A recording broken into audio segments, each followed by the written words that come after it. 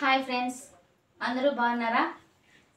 TET చదివే వాళ్ళందరూ కూడాను మామూలుగా మనము టెక్స్ట్ బుక్లన్నీ ముందర వేసుకొని అన్నీ చదువుతూ పోతా ఉంటాం కదా. ఆ విధంగా మనకి ఉన్నది లేనిది అన్నీ కూడా టెక్స్ట్ బుక్లో ఉండే ప్రతిదీ కూడాను మొత్తం చదువుకుంటూ పోతుంటాం కదా.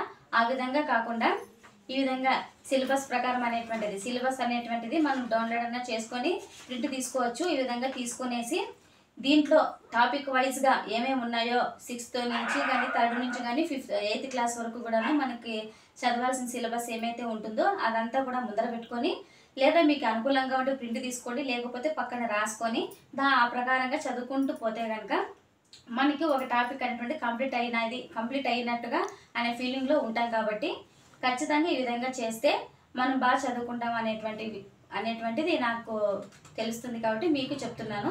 నేనైతే ఈ విధంగా ప్రింట్ తీసుకొని సిలబస్ ప్రకారమే చదువుకుంటూ వెళ్తున్నాను. ఒక టెక్స్ట్ బుక్లో ఉండే విధంగానే కాకుండా మనం ఒక టాపిక్ అనేటువంటి కంప్లీట్గా చేసేసుకోవాలి. ఇప్పుడు భూమి విశ్వం అనేటువంటిది ఉంది కదా, అది 6th 7th 8th లేదా మళ్ళీ మనకు 5th నుంచి కూడా ఉంటుంది. అవంతా మొత్తం ఒక టాపిక్ అనేటువంటిది కంప్లీట్ చేసేసుకుంటే కనుక మనం చదువుకున్న దానికి మార్కులు రావడానికి అవకాశం ఉంటుందని మాత్రం చెప్తున్నాను. ఓకే ఫ్రెండ్స్, నచ్చితే లైక్ చేయండి.